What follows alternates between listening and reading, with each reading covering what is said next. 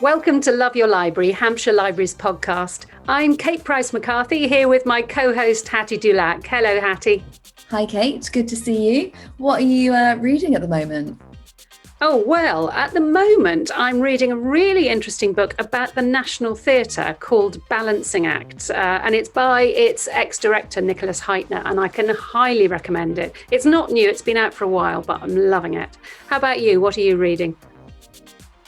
So I am halfway through A Line to Kill, which is the third instalment in Anthony Horowitz's Hawthorne and Horowitz series, which follows a sort of brooding Sherlock Holmes-esque detective going on loads of different kind of murder mystery journeys with the author himself.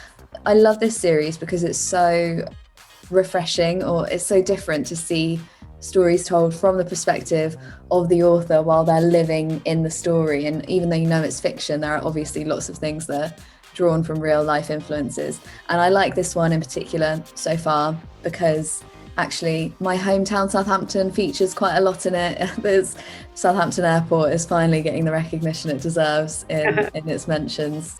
When we interviewed Anthony Horowitz a year or so back, he was in the midst of writing this book, that third in the series, and I did ask him a few questions about it. So I love this series, really enjoy it very much.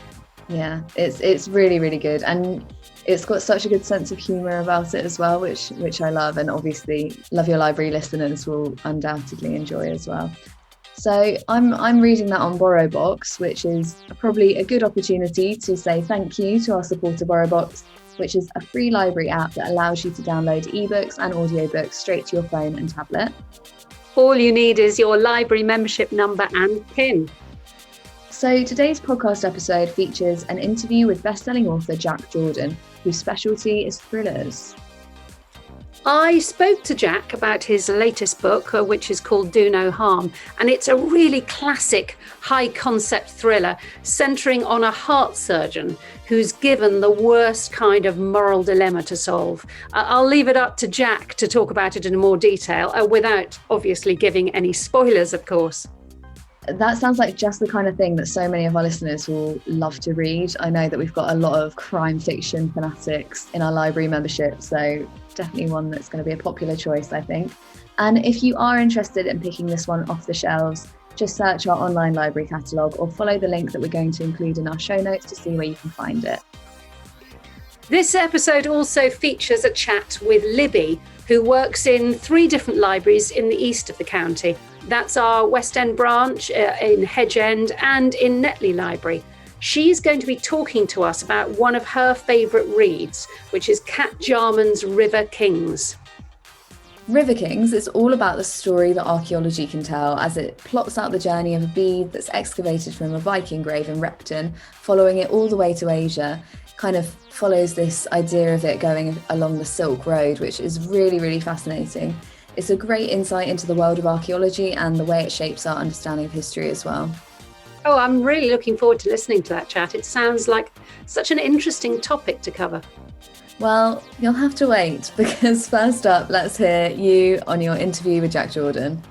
Let's hear how he describes the high concept premise.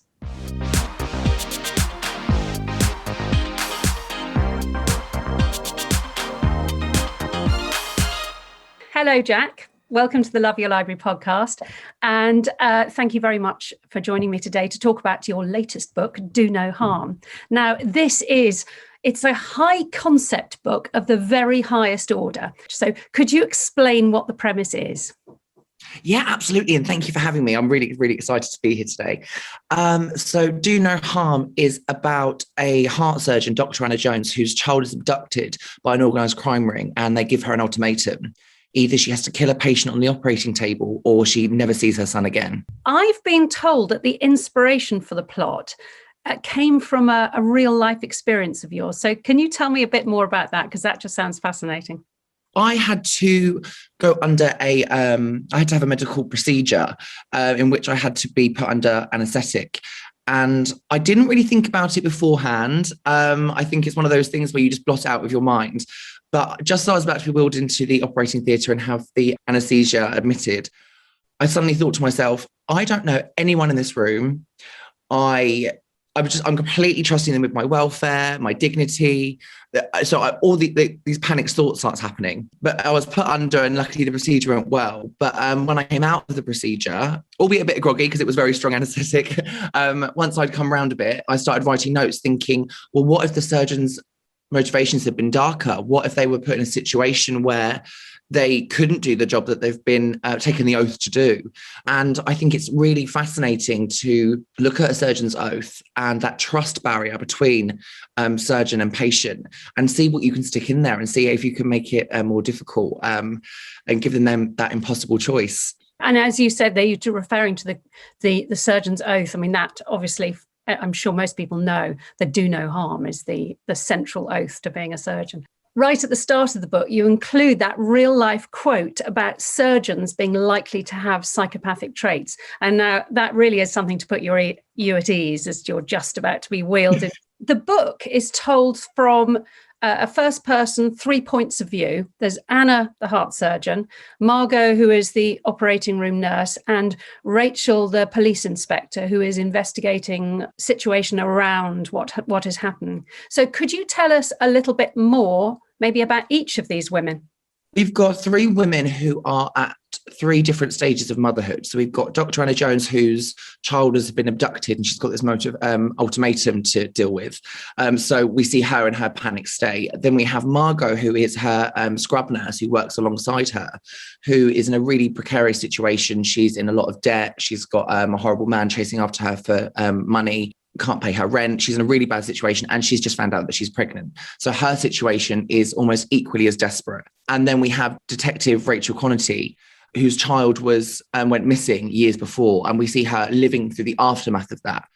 So there's actually a great parallel between Detective Rachel Connolly and Dr. Anna Jones. If Dr. Anna Jones doesn't get her child back, her future could very much be like Detective Rachel Connolly. And with Rachel's motivation, she discovers a body and quickly realizes that it's linked to Dr. Anna Jones, and this body was potentially the guardian for this child that has gone missing. So she's looking into, well, why has no one reported this child missing? Where is this child? So her motivation is to find what has happened to Dr. Anna Jones's son, while Dr. Anna Jones is desperate to keep that concealed so she can save him. And her motivation is because she lost her child before. So there's a real stream of motherhood between these women, and they're all at odds, all fighting for essentially the same thing. But when their paths cross, it causes problems for one or the other.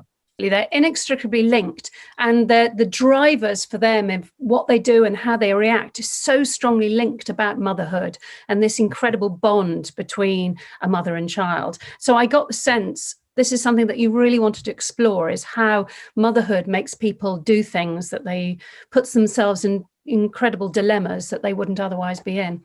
Absolutely. I think so. As a writer, when I look at moral dilemmas and I think of hooks, I ultimately look at relationships and the ties that we have between ourselves with other people. And one of the strongest, if not the strongest, is between, in my opinion, mother and child. They've had that connection from day dot. And there is that, we talk about mother's intuition, where there's that connection. And I was raised by a single mum, and I was very, very close with her. So I think I've always found that bond that I have with my mum as something that's really, really strong, and something that, as a writer, as cool as it sounds, I can then manipulate into playing with readers' emotions, because so many people understand that type bond. And when there's something that raises the stakes like that, it's very easy to put them in precarious situations and cause mischief. I've read that you actually like writing from a woman's point of view. And do you think that's because you've had such strong women role models in your life?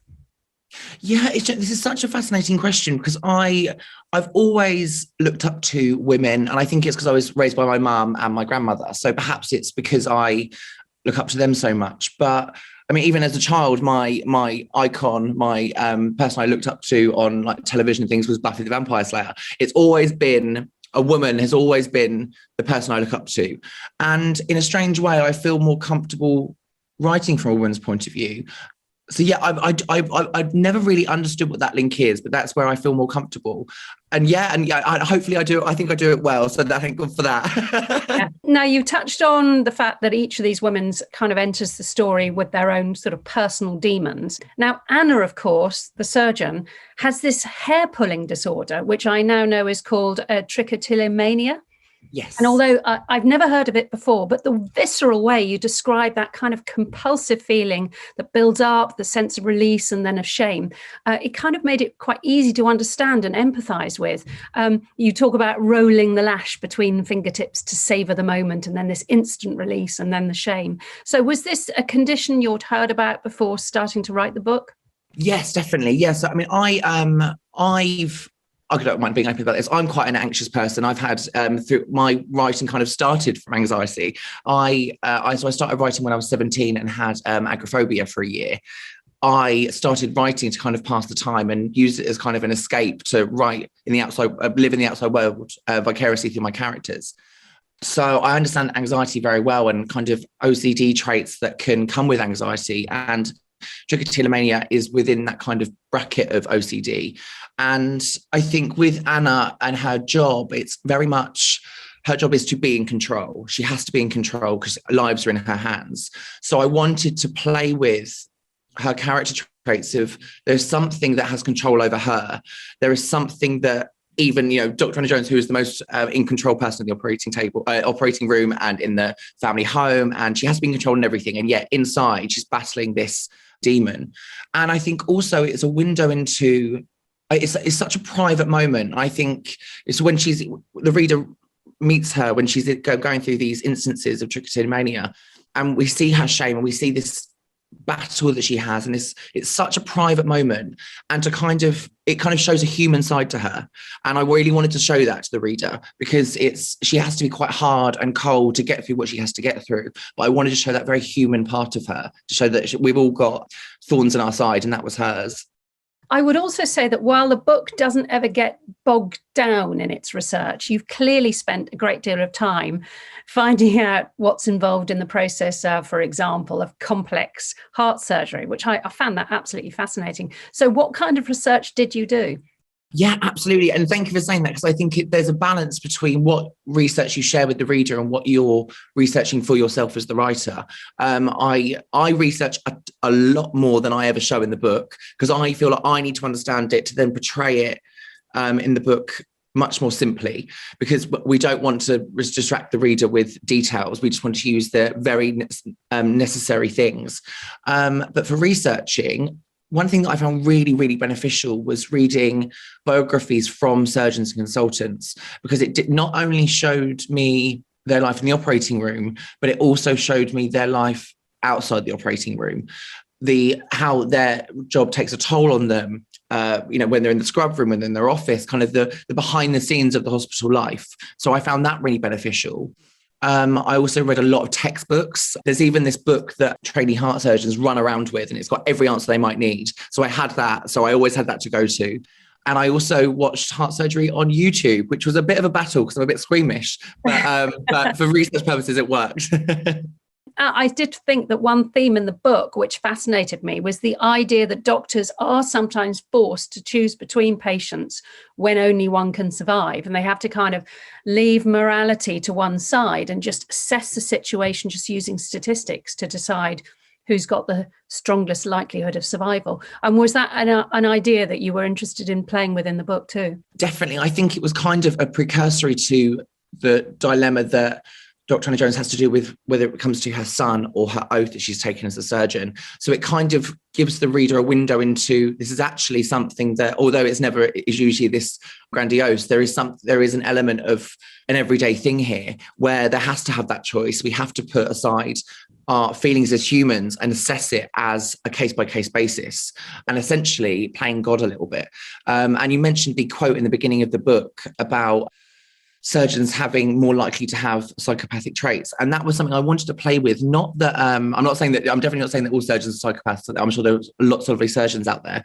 But there's that element that a surgeon must have to be able to do their job. I mean, I couldn't be a surgeon because I would just be thinking about every little thing and panicking, and I wouldn't be able to take that human aspect out of it. But they've got to look at a patient on the operating table and see a job. They've got to see something that they can fix. And if they're thinking about that person's family, if they're thinking about that person's all their responsibilities and their life ahead of their decision, it could tear everything apart. They've got to have that kind of isolated, almost cold look to it. And that was something I really wanted to play with.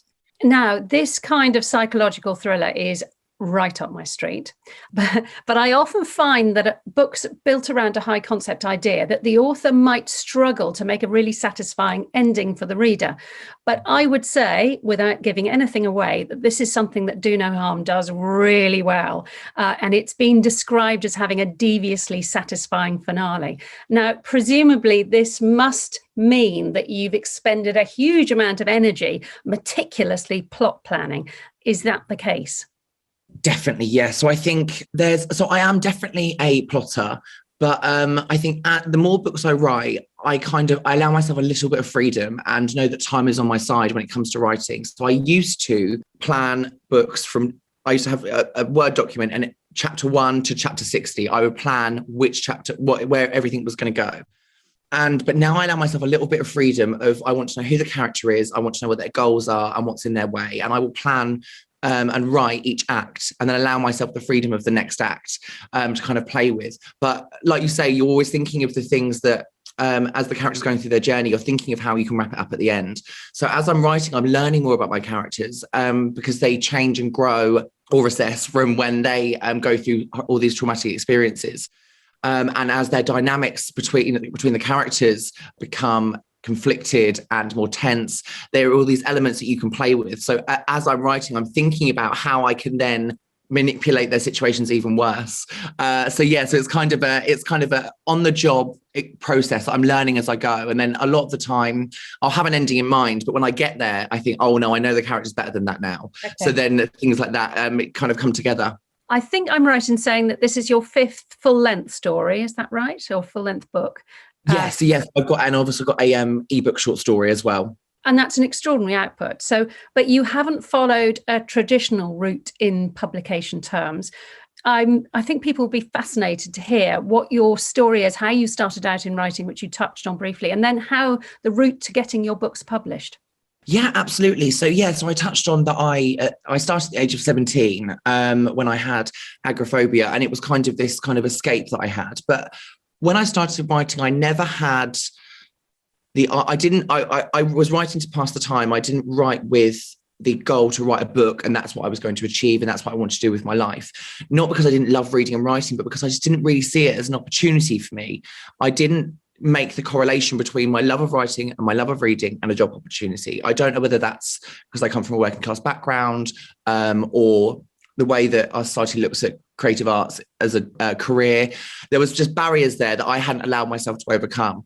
But after I finished my first novel, it was kind of like a click in the brain. I thought, this is what I've got to do. This is what I love so much.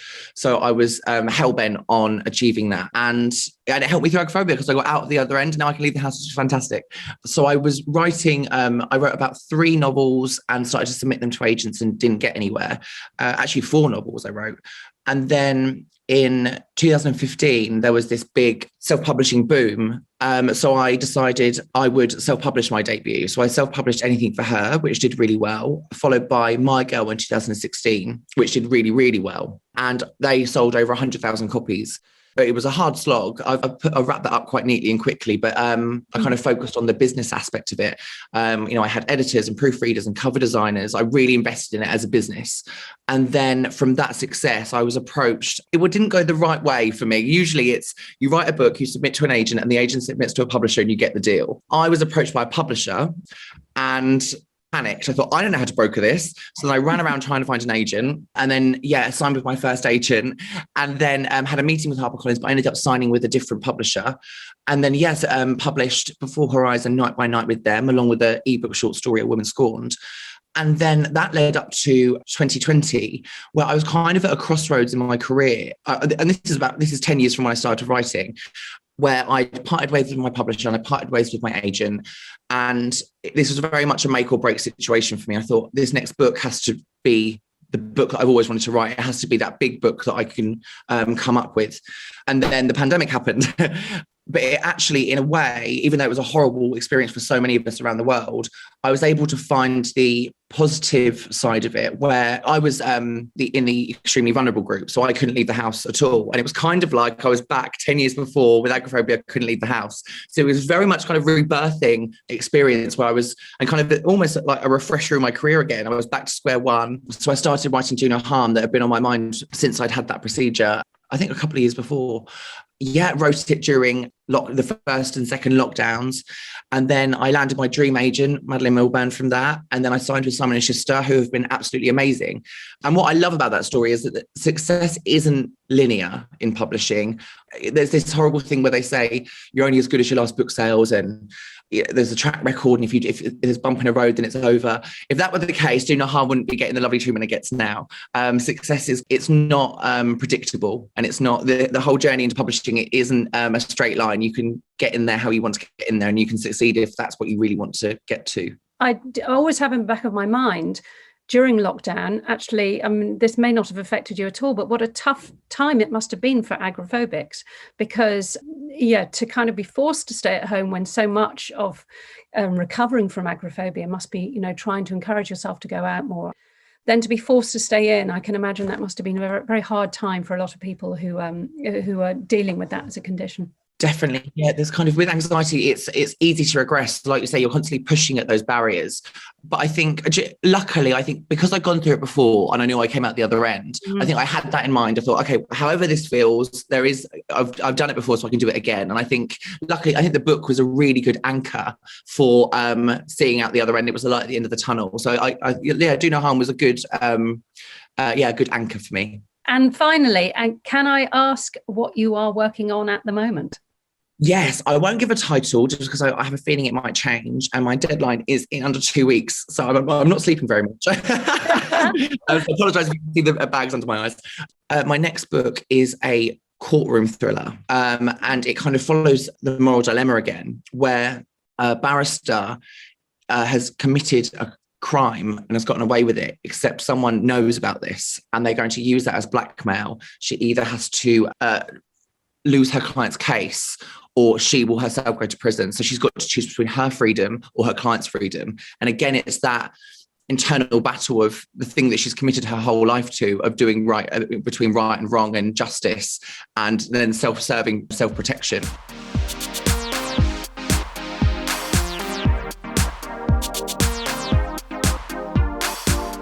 He's a very impressive young man, Jack Jordan. I found it inspiring to see how he's used adversity to spur him on and to be creative and to have the success that he's achieved.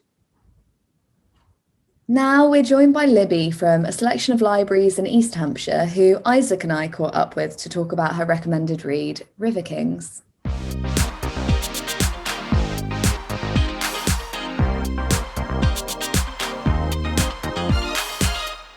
Welcome to the podcast, Libby.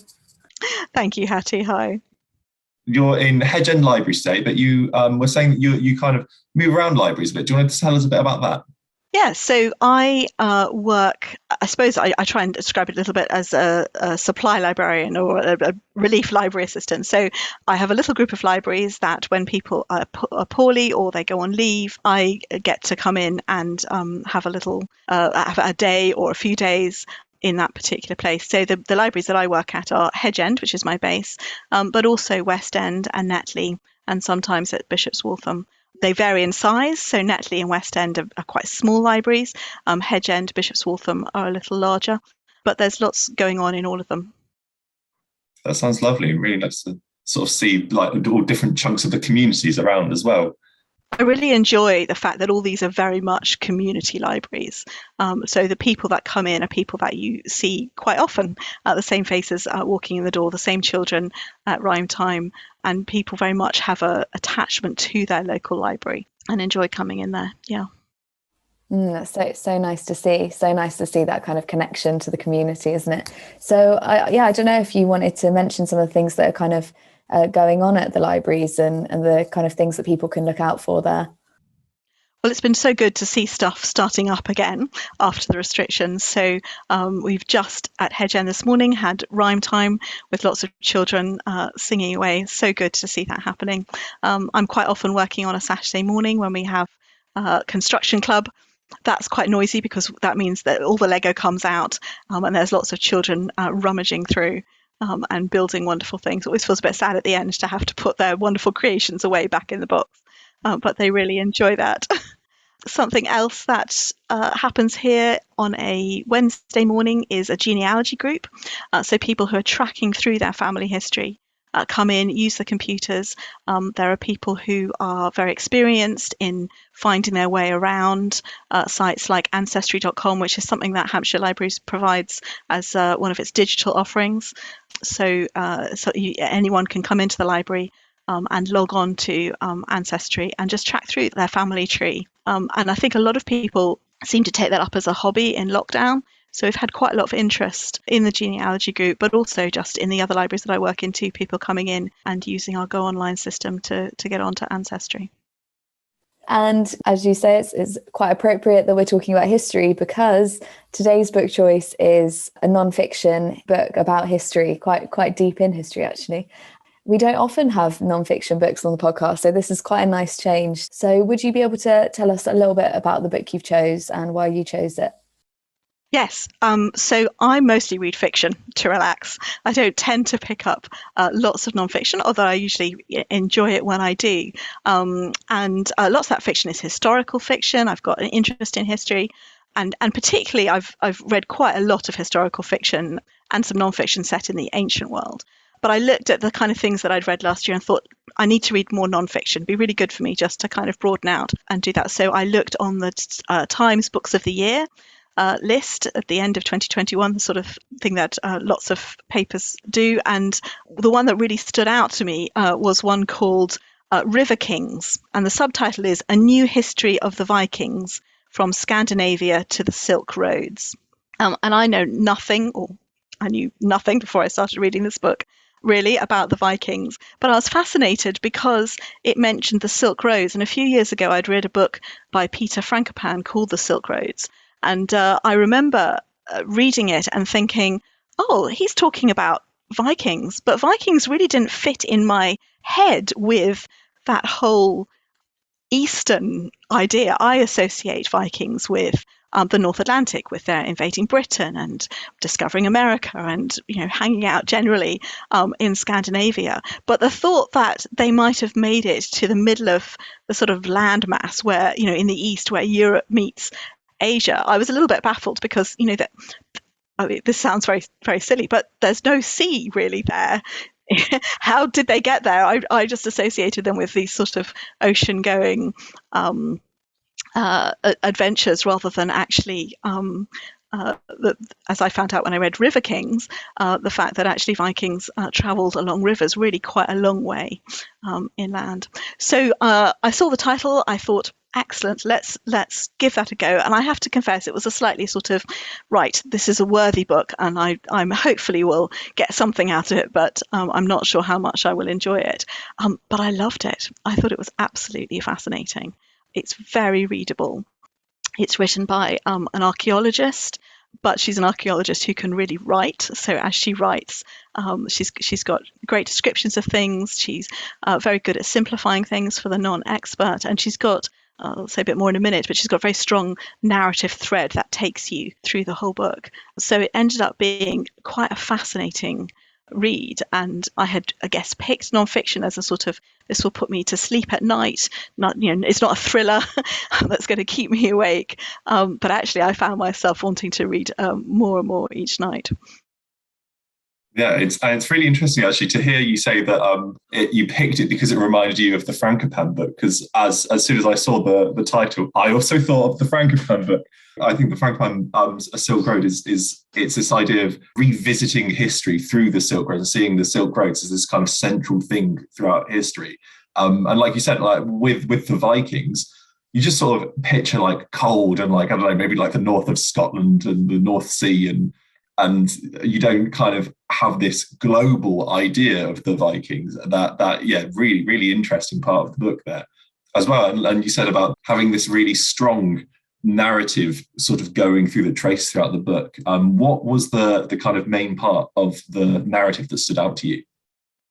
Well, I think it's really where she starts. So she starts with the discovery of a little carnelian bead, which is found in Repton. I didn't know where Repton was. Apparently it's in Derbyshire. When I looked on the map, it's right in the middle of the country. So I was a little bit, I imagined the Vikings hitting the coasts of Britain, but I didn't realise that they'd actually penetrated all the way in. And it turns out that in sort of about the year 865, this sort of great army, this Viking great army, rampaged around Britain, and they conquered Repton and the whole kingdom of Mercia.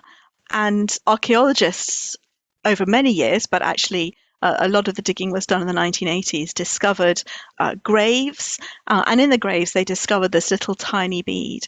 And Cat Jarman, who wrote the book, was really fascinated by the bead because carnelian is found in India. And she wanted to know really, how did this little piece from India turn up in the middle of Britain? And so she uses that bead to sort of to trace her way through Viking history, if you like, but also Viking geography. So the bead, how did that bead get there? So she traces it back. She starts at Repton and then she goes up into Scandinavia, where the Great Army came from. And then this was a bit that was all completely new to me. She looked at various other Viking sites around the Baltic. And then I didn't know this at all, but that Vikings used the rivers like the Volga to travel by their boats all the way down through Ukraine and through Russia, and even attack, as it was then, Constantinople, modern day Istanbul. And she has various objects that she uses to trace their journeys back. And one of the objects is a bit of graffiti that was found in Istanbul of a Viking ship. And I never, in my head sort of exploded at that point. I had never put together the Vikings and Constantinople at all. So she, as she goes back, she's using how the bead might have travelled, and then these other objects, so the nail of a ship or a silver coin from the Islamic Caliphate that was found in Britain, to show just exactly where the Vikings travelled and how they travelled as well. It's so interesting to me the way that these sort of artifacts really do, tell the story. They give you the lay of the landscape. They give you that kind of timeline through history. That's what archaeology is. But what I really liked was that I really liked the way that she writes it in a very, a way that really evaluates and really critically thinks about these things. So, a silver coin, she's looking at the date, she's looking at like where it was marked and the different things associated with it, but never making any assumptions. I think she's very cautious not to oversimplify the narrative and say, well, this was found here at this time, it's marked by this, so therefore we can assume that people moved through the land and the landscape in this way or believed in these things in this way. She's really cautious to say, well, it might be that that's the case, but actually we need to evaluate all the possibilities. You can't make assumptions because most of that evidence is like washed away now. So we don't know a lot of stuff. I really like that she didn't, she really used a lot of evidence to firm up these things like a scientist should. Yes, I think she really could have kind of jumped to conclusions, shouldn't she, and have made a kind of very dramatic retelling of it all. But I think she manages to show that the historical evidence can really be interpreted in different ways and still make an exciting story out of it. So I read one Goodreads review where the person was extremely frustrated that she said maybe all the time, and he really wanted some very firm, this is definitely what happened. But I think that really misunderstands what she's trying to do and what historians and archaeologists are trying to do. And what I found fascinating as well was how she was quite often re-evaluating previous bits of evidence. So the bodies originally buried at Repton, they said, well, they can't be from the Great Army because the carbon dating is all off. Well, it turns out that apparently if you eat a lot of fish, carbon dating doesn't work in the same way. You have to adjust it for a high fish diet. So she is bringing these very modern scientific techniques onto evidence that's already been looked at and showing how actually it really opens up a whole new realm of possibilities. And so she does have to keep saying maybe, because in a way, lots of things have been opened up by the discoveries that people have made. I think that, like you said, that's one of the most interesting parts of this book, is the kind of pulling on of all of the different scientific analysis and how much they really need to draw through to come to be able to say, yes, this is what happened to anything. And I don't know, I really enjoyed the kind of I don't know how biology even comes into it as well. Like she kind of talks about how you can look at the different bones of the body can tell you different things about what they were doing at that span of time, like how your chest and your rib cage regenerates quicker than something like your femur. So you can kind of get an idea of somebody's diet throughout their whole life by looking at different areas of the body. I'm sort of pulling that, but it doesn't get bogged down with science. And something that I found really interesting that she does throughout the book is she sort of punctuates it with these little snapshots of narrative and these little first person accounts of discovering that carnelian, or encountering that, or imagining what that ancient person would have been, their life would have been like, encountering these different things. And I think, I don't know, that was something that really helped me engage with the fact and the science of it all as well. Was that something that you found helpful about sort of accessing that book? Oh, so helpful, so helpful. So I think I'd started off, as I said, thinking that it was going to be a bit of a slog, but each object that she introduces, and as you say, with that little kind of creative, imaginative introduction to each object, just made me more interested in what the next one was going to be, because at each time she shows, just from a simple ship's nail, for example, how Viking ships worked, and the fact that they actually lifted them up and carried them over bits when they needed to cross over rivers, and just the whole idea of the Viking ship. She opens that up with each object, and it really kind of made me just feel the pull of wanting to go on to the next bit. She uses a little statue that was found of a woman with a sword and a shield to talk about Viking women and what role they might have had. Were they fighters, or was this actually a fictional depiction of a woman? And then she uses that then to talk about some of the graves that they found. There was a grave that they found in Scandinavia which looked like the grave of a man, because it was with weapons, but when they looked at it again, they realized it was a female skeleton. What was that saying about the role of women in Viking life? And so I agree with you completely. It really kind of pulled me along imaginatively, but with enough of the evidence of the science of the archaeology to really pull you in. So I think you could read it being interested in archaeology, not particularly interested in the Vikings, but actually just interested in how we look at the past and how we find out what's going on, or what has happened. It's the beauty of nonfiction, isn't it, to have that kind of learning journey as well. I went into it not knowing anything about Vikings, and I think that's a bit of a blessing, really, because it really helps to introduce some of those like fascinating concepts. I find the idea that you can take something that is long lost, buried in the ground for thousands of years, and it can tell you something about the beliefs of an entire culture of people, even just the way people are buried together, and the kind of the burial rites and the things that are introduced in that process. Really, really interesting.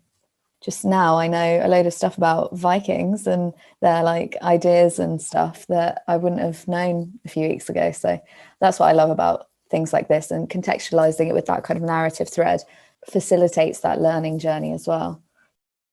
I think she's a very imaginative, she's a very good writer as well. So I think that really helps. It's not at all stodgy. At one point she has a reference to Swedish flat pack furniture, which made me laugh. And she was talking also, she was trying to describe what a river camp might have looked like, what a Viking camp might have looked like.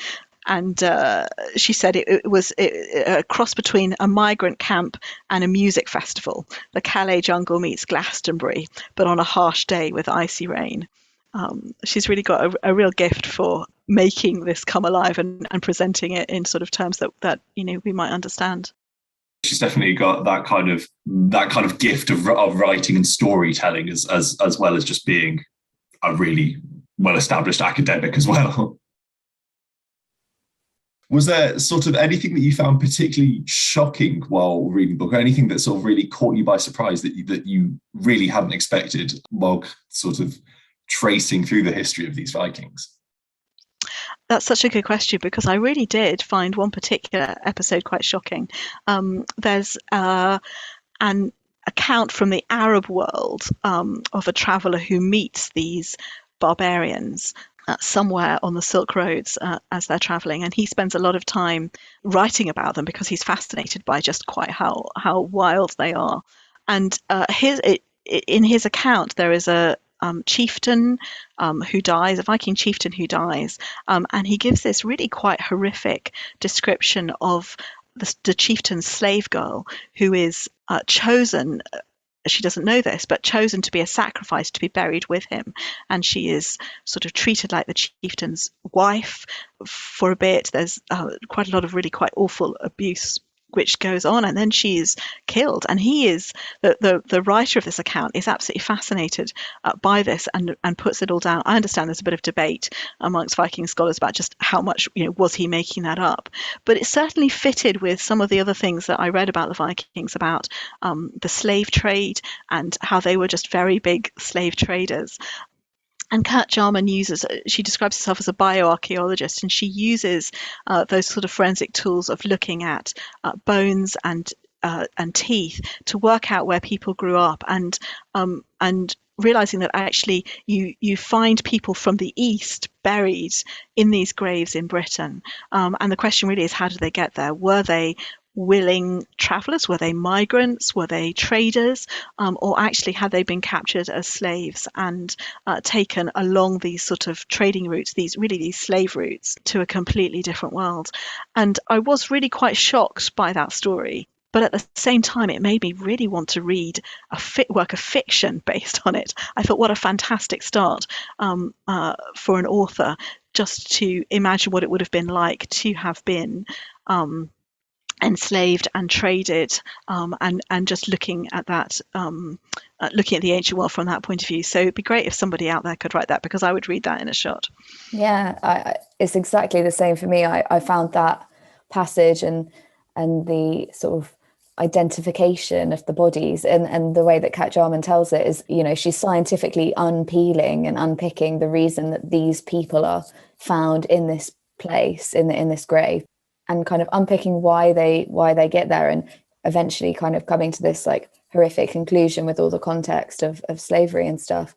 And I think, that logical approach to something that ultimately is a really, really harrowing topic was a good way of approaching it. It definitely builds it to the right point, where I think if she'd have just come straight in with probably a more harsh description of the fact that these were slaves, or even just said it in a matter of fact way, you probably as a reader have a very different response to it. But I think that context and that revelation came really, really sensibly in the book. I think she's really good at just humanizing the Vikings themselves and individuals. As she looks into each grave, she very much sees this as a person, not just as a scientific problem, but as a person, and uses her imagination to think about, with this evidence we've got, what would they have been like? What would their lives have been like? What was their death like?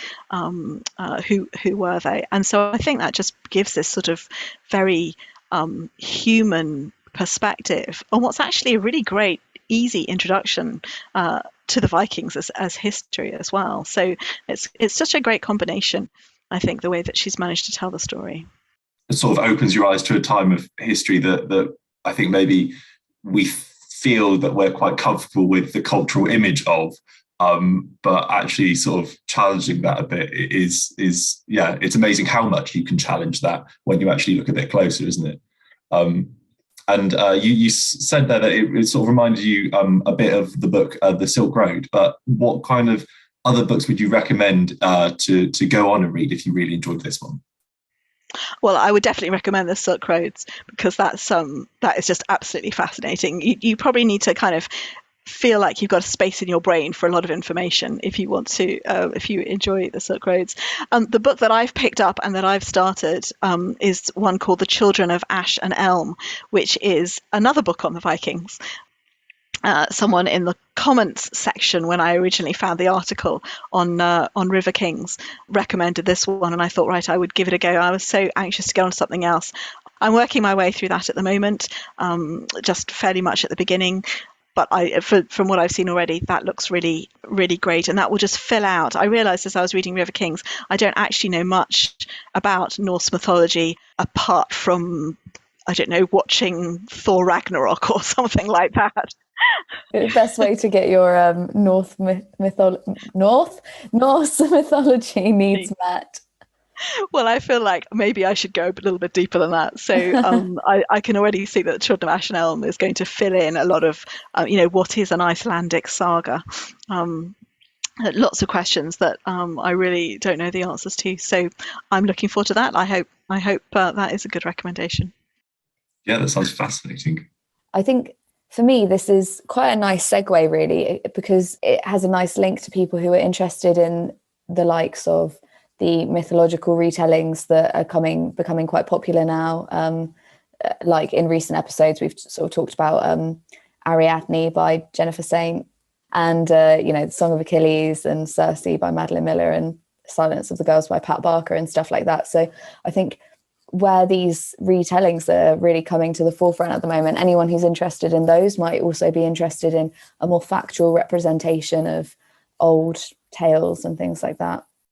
Absolutely. And so I've done quite a lot of reading around the classical world, but so things like The Silence of the Girls was just, I found incredibly powerful as well. And I do think that kind of where myth and history and story all intertwined is actually really fertile ground. I'd love to see loads more books written from that point of view.